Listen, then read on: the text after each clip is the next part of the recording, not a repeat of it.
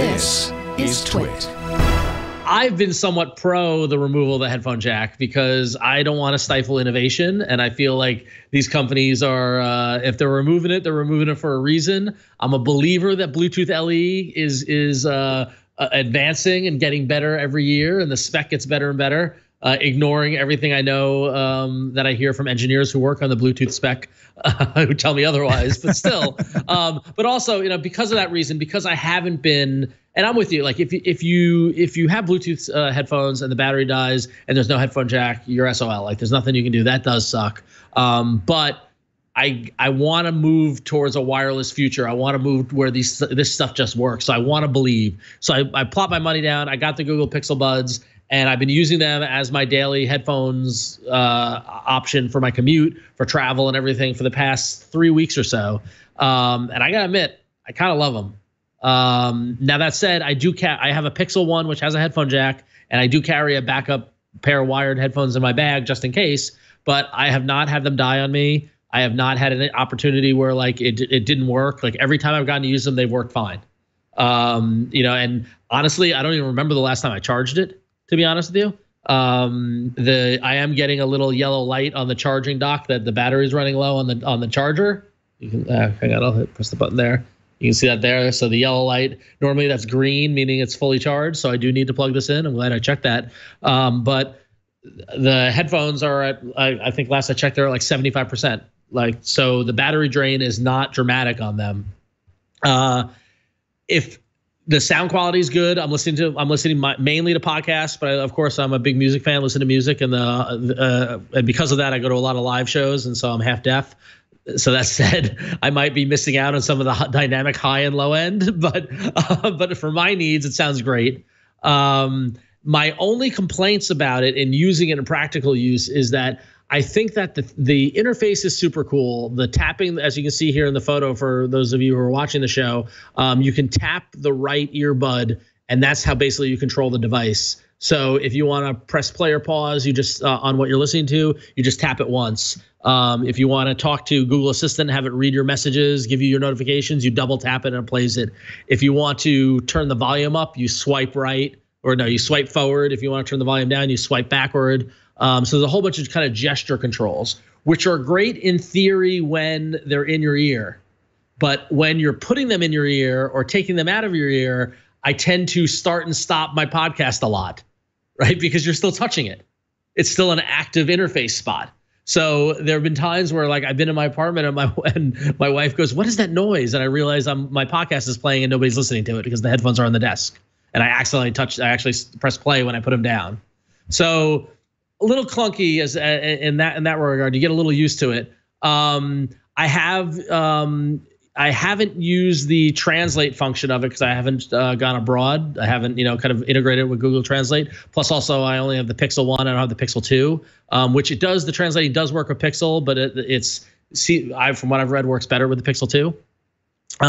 But the getting the messages worked great. When I first got them, it only worked with text messages. And then like a week ago or so, it started working with WhatsApp, which is my main messaging platform, which is a wonderful surprise. And I was able to, hear my messages. I'm on the subway. I got a message. Assistant read it back to me. I tapped to respond. I said the response. It captured my voice perfectly, sent the text message. I never took the phone out of my pocket. That's a cool moment. Like that's very, very cool. I was a little skeptical of the cord design. I don't really love the string that goes behind your neck. Like I don't like people to see it. But then I figured out how to use the little loops at the top of it to fit in your ear correctly. And now they fit snug and nice. You can see there, there's a little adjustable loop that you can make bigger or smaller based off your ear size. Now I've got it so they fit snug and perfect and they don't fall out. So I gotta admit, not having a cord running from my head down to my pocket on the crowded New York City subway, there have been numerous times where the phone's been ripped out of my hand because somebody's backpack got snagged on my headphones and like that sort of situation. That hasn't happened once since I've been using these. I kind of like a wireless life. I gotta admit, Aaron, they've made a bit of a convert out of me. So I also like a wireless life. Yep. And that doesn't mean that I lose the headphone jack on my phone. right? I listen. I have wireless headphones that I listen to every day on my commute, and they work great. The battery, everything you said that you like about these, with the addition that mine are noise canceling. I'm assuming these don't have active noise canceling, correct? I don't know actually. No, they don't have active noise canceling. They don't. So I get active noise canceling as well, and I still have the option if my battery dies to plug in my headphones. So, so I think they're two separate issues. It sounds like you like the Pixel Buds regardless of the headphone jack issue. Yes. Cool.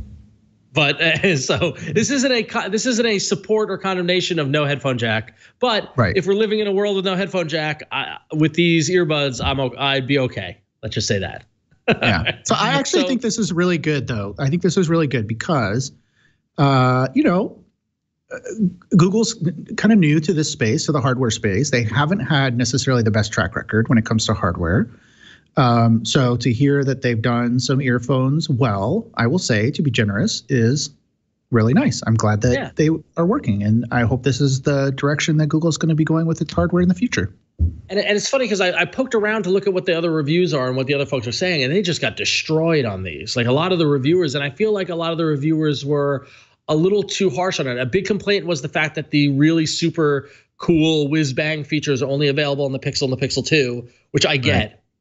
Right. But that's the name of the game now. It's extra features. That's the product differentiator in terms of their competition. But audio quality wise, they were fine for me. Like, I do love music. I listen mainly to podcasts on my commute, but I consider myself an audiophile. I have you see in the background, I got a record player and nice little clip speakers and stuff like that. But like for this type of listening, I don't need the $400 high dynamic range headphones, whatever. I'm just riding the subway for 20 minutes, so they weren't bad. Yeah, let me ask you one more question. I don't know if you've tested this out, but you said that you were able to speak to it on the subway and have it interpret your voice correctly for a text message. What about a conference call? Have you done any conference calls with them, and does it you get the same results? I haven't done conference calls, but I've done phone calls. I called my sister as I'm walking down the street and talked to her. And sorry, I don't know why I said conference calls. I'm sitting in front of a Polycom conference. Right, that's probably why. But I can understand because I can understand because sometimes conference calls, those weird bridge lines, the sound quality isn't best or whatever. But the phone call quality, like I didn't tell her I was using them, and she didn't say I can't hear you or you sound great. So I assumed that it was fine. I assume it was fine. That's good. That's good because I have that problem. On the headphones that I used today, I usually call my wife or my kids or whatever on my way from the work to the ferry, and it's noisy out on the street. There's horns honking, there's people talking, there's just lots of ambient noise, and it's really hard for people to hear me if I try to use them outside of an office setting. So that's good. Yeah, I mean, I walked down Fifth Avenue and 50th Street in Manhattan and had a phone conversation and no complaint. So that's good. Yeah, so I give the Pixel Buds a general thumbs up. I'm not as super techie as some of the other reviewers that are out there, but for my needs, my just daily use, like they stay charged. I can hear them. They don't fall out of my ear. I've got the nuance of the interface down now, so that I'm not doing it too much. And and again, I responded to a text message without taking the phone out of my pocket. I feel like that's a major moment, which is pretty cool. So So Google Pixel Buds, if you picked them up, if you any of our listeners out there have had experience with them, write in, let us know. We'd love to hear what other people think of them as well.